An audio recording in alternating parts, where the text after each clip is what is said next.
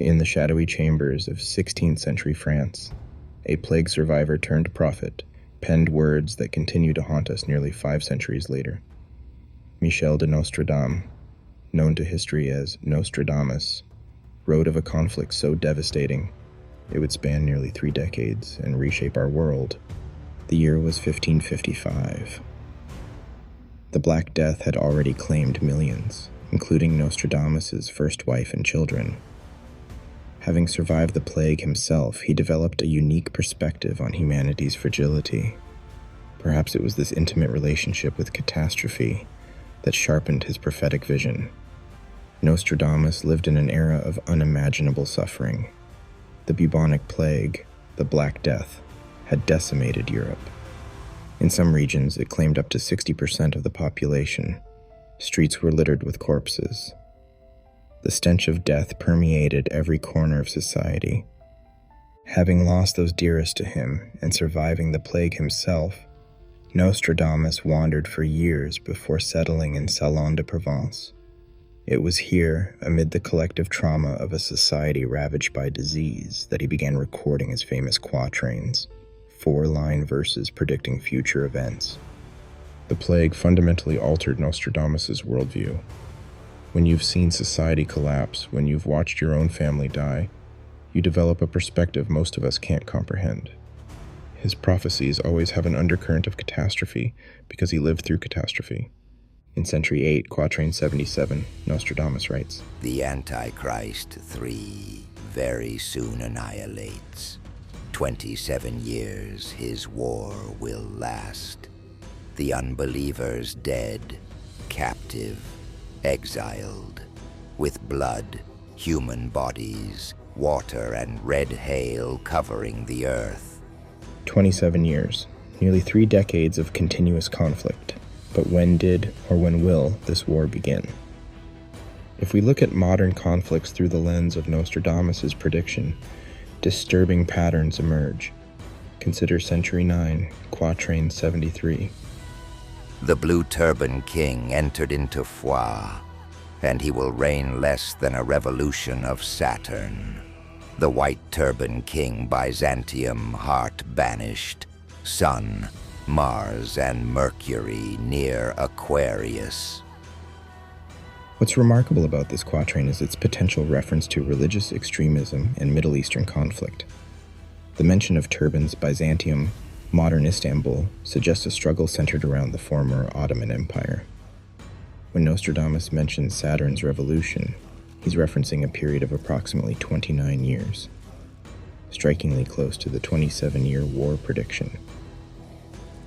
But there's something far more chilling in the final line.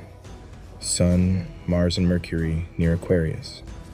Astronomically, this describes a specific planetary alignment. But in esoteric traditions, it signals the dawn of the Age of Aquarius, a complete shift in human consciousness and world order. The Age of Aquarius represents a complete dissolution of existing power structures. After roughly 2,000 years in the Age of Pisces, characterized by organized religion, hierarchy, and blind faith, the Aquarian Age brings radical transparency, technological revolution, and the collapse of institutions that have stood for centuries. What terrifies scholars of Nostradamus is that he repeatedly links this astrological transition to his most apocalyptic predictions. It's as though he saw the Age of Aquarius not as an era of enlightenment, but as a violent rebirth, a period where humanity's technological creations spiral beyond control. Consider what technologies have emerged just as we approach this astrological threshold. Artificial intelligence with capabilities beyond human comprehension, genetic engineering that can rewrite the code of life itself, weapons systems that operate autonomously. Nostradamus may have glimpsed a future where these Aquarian innovations meant to liberate humanity instead become our undoing. Nostradamus understood how disease reshapes societies. In Century 2, Quatrain 19, he wrote, "Newcomers, place built without defense, place occupied then uninhabitable, meadows, houses, fields, towns to take at pleasure, famine, plague, war, extensive arable land. What's fascinating is how Nostradamus consistently links plague, famine, and war as a triumvirate of disasters. Having survived the bubonic plague, watching as it hollowed out entire communities, he recognized that biological catastrophes create power vacuums that lead to conflict. Just as the plague created conditions for societal upheaval in Nostradamus' time, our recent pandemic may be accelerating his prophesied 27-year war. The economic devastation, border closures, and social unrest mirror the conditions that followed outbreaks in medieval Europe. Many scholars of Nostradamus believe he predicted 3 Antichrists, figures who would bring unprecedented destruction. The first 2 are widely interpreted as Napoleon and Hitler. Century 8, Quatrain 77, specifically mentions the Antichrist 3. If the 27-year war is connected to this 3rd Antichrist, who might this figure be? And are they already on the world stage? What's disturbing is that Nostradamus describes this 3rd figure as more dangerous than the previous 2. In several quatrains, he suggests this leader rises from the east, uses deception extensively, and forms unexpected alliances. Warfare has evolved dramatically since Nostradamus' time, yet Century 3, Quatrain 83, seems to describe modern conflict with uncanny accuracy. The foreign arms will set up tents. Camps will be transformed into festive theaters. From the fields of Grespin, the proud one brought, kingdom withdrawn back closer to Westphalia. This quatrain is chilling when viewed through a modern lens. Foreign arms could describe remote warfare, drones operated from thousands of miles away. Festive theaters might represent how war has become entertainment through media coverage, and the geographic references potentially align with NATO's established boundaries. If Nostradamus' timeline holds true, and if 2001 marked the beginning, the 27-year war would conclude in 2028. But what might this conclusion look like?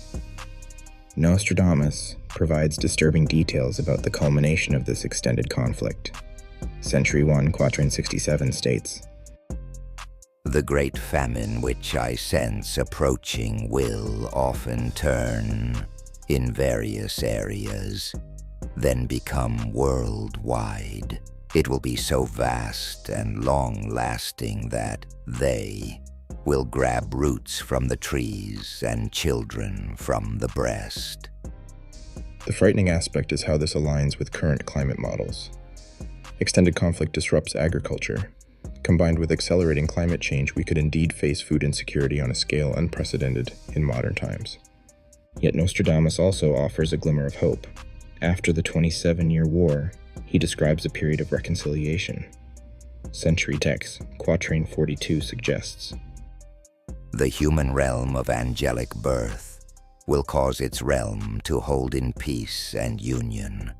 Captive war half of its enclosure. For a long time, peaceful peace will be maintained." If Nostradamus' 27-year war prediction is unfolding now, what can we learn from his warnings? How might understanding this timeline help us navigate the coming years? Whether or not you believe in prophecy, what's valuable is recognizing patterns in conflict. If we're indeed in the middle of a multi-decade struggle, acknowledging this longer timeline might actually help us develop more sustainable paths to peace.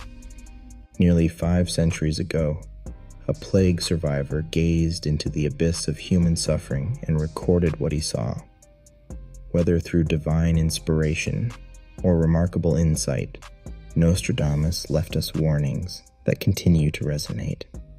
The question remains, are we living through his 27-year war? And if so, what future awaits us on the other side?